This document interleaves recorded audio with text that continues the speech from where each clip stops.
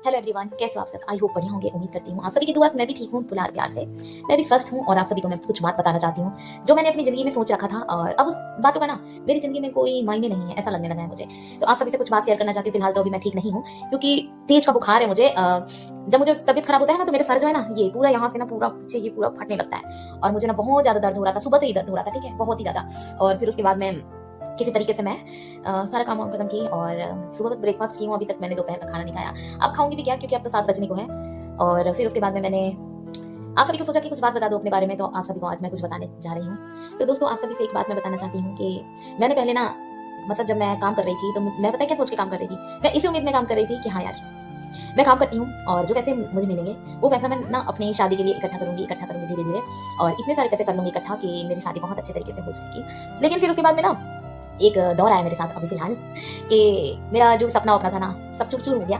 ठीक है, ऐसा लगता है कि कोई बहुत बड़ा सपना मैंने देख लिया था और जब आंख खुला तो कुछ भी नहीं, ऐसा लगता है। तो आप सभी को हम बता दें कि जो भी मेरी शादी वादी का था, तो अभी खुल के तो मैं कुछ बता नहीं रही हूँ, लेकिन ऐसा ही है कि आप जिस इंसान से पूरी जिंदगी बिताना चाहते हो वो इंसान आपको टाइम नहीं देता है, आपको इज्जत नहीं देता है, आपसे बात ही नहीं करना चाहता है। ठीक है, जब उस इंसान को आप में कोई इंटरेस्ट ही नहीं है, आपका हर एक बात उसको कांटे की तरह चुभती है, ठीक है, तब उस इंसान से कैसे अपनी पूरी लाइफ, समझ रहे हो ना, कैसे बिताना चाहोगे?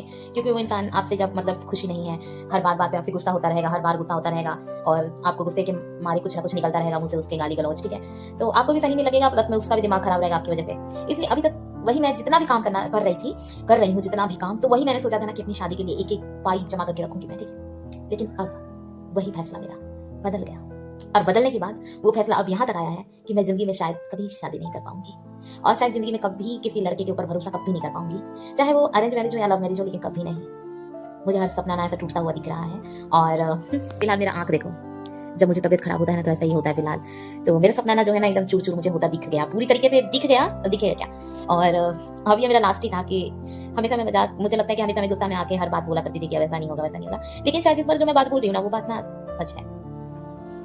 अब ये जो पाई पाई में पैसे रख रही हूँ ना, वो मैं ना अपनी आगे की जिंदगी के लिए, मैं गांव जाऊंगी, गांव जाने के बाद कभी बाहर नहीं काम करने को नहीं निकलूंगी। मैं अपने गांव में जाऊंगी, इसी पैसे से, जो पैसे मैं जमा कर रही हूँ ना, इसी पैसे से ना खुद के लिए एक छोटा सा बिजनेस करूंगी और उसी से अपनी जिंदगी को आगे बढ़ाने की कोशिश करूंगी। क्योंकि मेरा गांव देहात भी इतना गांव में है ना कि क्या ही बताया सभी को। और शादी तो कभी करूंगी नहीं, पूरी जिंदगी घर में मेरा बीतेगा, ठीक है, सहारा बनूंगी घर वालों का, तो काफी अच्छा रहेगा।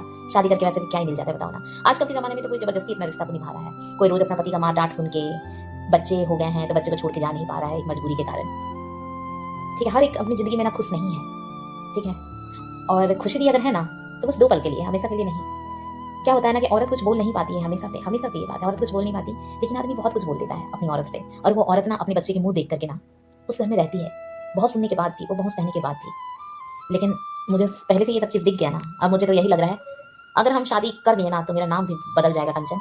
हम जिंदगी में शायद ऐसे ही रह लेंगे, क्योंकि मेरा देखो उम्मीद ना एकदम से हट गया है शादी उदी का। अगर मेरे घर वाले जबरदस्ती फोर्स करते हैं मुझे शादी के लिए कि कंचन कर लो शादी, हर एक जैसा नहीं होता। और मतलब पहले तो देखो, अगर शादी में मेरी फिक्स होगी ना तो मैं कम से कम 3-4 साल ना मैं तो पहले परखूंगी कि भाई देखो, क्योंकि मुझे बार बार वो नहीं करना है ना। अगर नहीं वो टाइप का तो भाई बूढ़े रह जाएंगे, लेकिन नहीं करेंगे, क्या ये शादी करेंगे यार। और 30-40 साल का जिंदगी है, बिताएंगे, बूढ़े होंगे, मरेंगे। तो चलो दोस्तों, यही बताना चाहते थे, आप सभी से अपना दुख शेयर करना चाहते थे, क्योंकि हम भी ना बहुत परेशान हैं और शायद इस बार ना मेरी परेशानी कभी खत्म नहीं होने वाली है, क्योंकि जिस तरीके से मुझे जिंदगी ने चूतिया बनाया है ना, शायद मैं कभी नहीं सोची थी ऐसा होगा मेरे साथ।